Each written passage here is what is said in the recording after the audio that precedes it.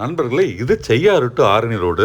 என்னுடைய குலதெய்வ கோயிலுக்கு இந்த ரோடு வழியாக நான் போகும்போது வேம்பின்ற இடத்துல இந்த ஒரு டிஃபன் கடையை பார்த்தோம். இந்த டிஃபன் கடை ஒரு அழகான வீட்டில் இருக்கு. நம்ம தமிழர் பாரம்பரியப்படி வாசல்ல ரொம்ப அழகான ஒரு கோலம் போட்டிருக்கிறாங்க. இந்த ஊர்ல அம்மன் கோவில் விசேஷனால எல்லா வீட்டு வாசல்லையும் இந்த மாதிரி வேப்பிலையும் சொருகி வச்சிருக்கிறாங்க. இங்க அந்த வீட்டுக்குள்ளேயே ஒரு டிஃபன் கடையை நடத்துறாங்க. நாங்க கிட்டத்தட்ட 9 பேர் 2 கார்ல திடீர்னு போய் அங்க இறங்கணும். ஆனா எந்த வித டென்ஷனோ பரபரப்போ இல்லாம சிரிச்ச முகத்தோட நிதானமா எங்களுக்கு ஒவ்வொரு ஐட்டமா சர்வ் பண்ணாங்க. நான் இங்க முதல்ல சாப்பிட்டது சுட சுட பூரி. அதுக்கு சைட் டிஷ்ஷா இவங்க பட்டாணி உருளைக்கிழங்கு குருமா கொடுத்துருந்தாங்க. வடையும் வச்சிருந்தாங்க. நம்ம அம்மா எப்படி மணக்க சமையல் பண்ணுவாங்களோ அந்த மாதிரி ஒரு அருமையான வீட்டு சமையலுங்க. வடை உள்ளுக்குள்ள சாஃப்டாகவும் எட்ஜஸ்ட்ல முறுமுறுன்னு இருந்தது.